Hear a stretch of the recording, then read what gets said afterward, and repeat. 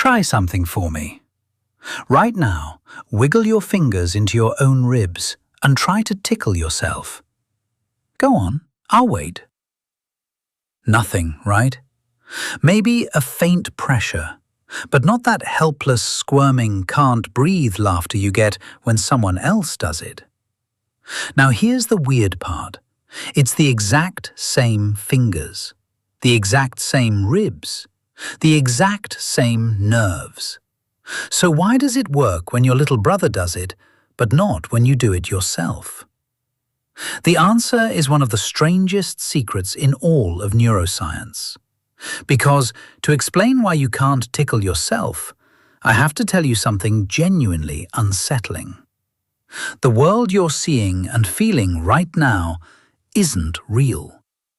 Not exactly. Your brain is making most of it up. Let me explain.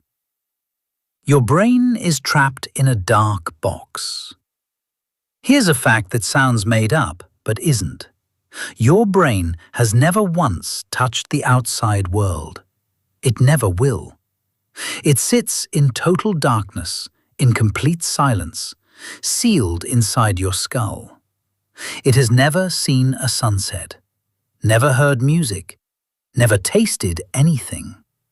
All it has ever received are tiny electrical signals crackling in through your nerves. That's it. Little zaps of electricity. From those zaps alone, your brain has to somehow build the entire, rich, colorful, three-dimensional world you experience every second of your life. And here's the problem. Those signals are slow. By the time light hits your eye, gets converted to electricity, travels to your brain, and gets processed, about 1/10 of a second has passed. That doesn't sound like much, but if you tried to catch a ball using only that delayed information, the ball would already be past you. You'd live your whole life a beat behind reality. So your brain came up with a brilliant, slightly terrifying solution. It stopped waiting, and it started guessing. Reality is a prediction. Your brain doesn't passively receive the world. It actively predicts it. Every moment it builds a model, a best guess of what's about to happen next, and then it shows that to you. The incoming signals from your eyes and ears aren't really there to create your experience. They're there to check it, to confirm the guess or correct it. When the prediction matches reality, you don't even notice. Everything feels smooth and instant. But when the prediction is wrong, when reality throws a surprise, that mismatch is what grabs your attention. And that, finally, is the key to tickling. The brain that knows what you're about to do. When you move your own hand toward your ribs, your brain isn't surprised. It can't be. It's the one sending the command. The instant your brain tells your hand to move, it also fires off a little copy of that command to the rest of your brain. Scientists call it an efference copy. Think of it as a memo that says, "Heads up, we're about to feel a touch right here, in exactly this spot, at exactly this moment. Don't panic, it's just us." So when the touch arrives, it's perfectly predicted. The brain has already cancelled it out before you even feel it.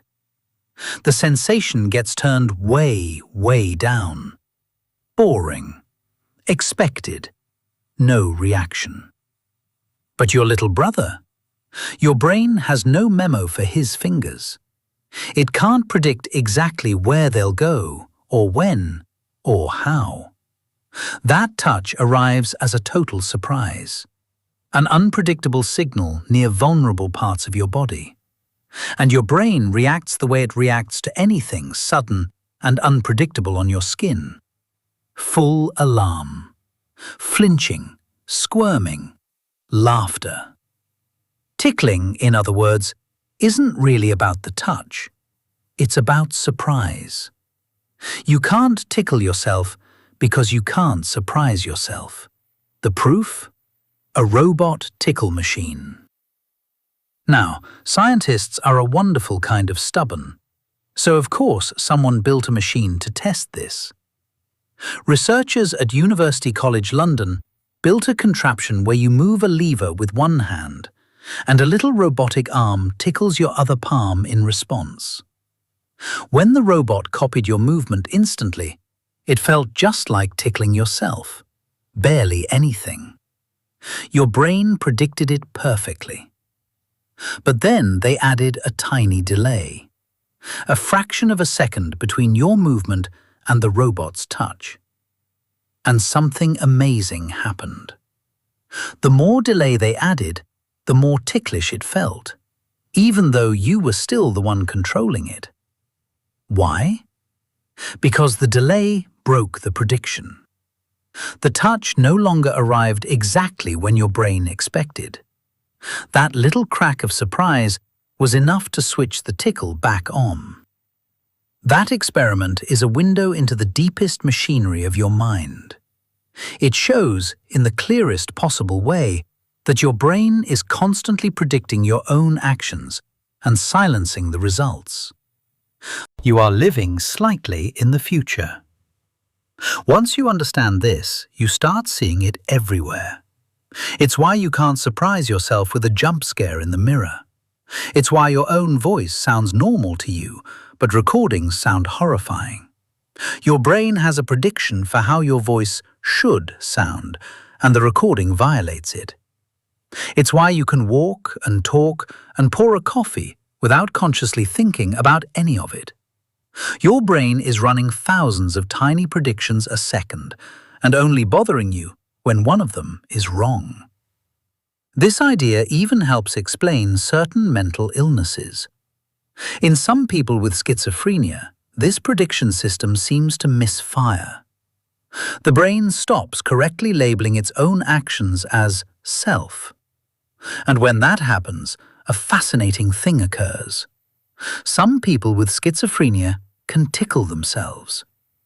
Their brain no longer recognizes the touch as self-generated, so the prediction doesn't cancel it out. The same broken signal may be why a person's own inner voice can start to feel like it's coming from someone else. The unsettling, beautiful truth. So let's go back to where we started. You can't tickle yourself. But look at everything that tiny fact just revealed. Your brain has never touched reality. It builds your entire world out of electrical guesses. It lives a fraction of a second in the future, constantly predicting what's about to happen and only showing you the surprises. The world you're experiencing right now, the screen, the sounds, the feeling of wherever you're sitting, none of it is being delivered to you raw.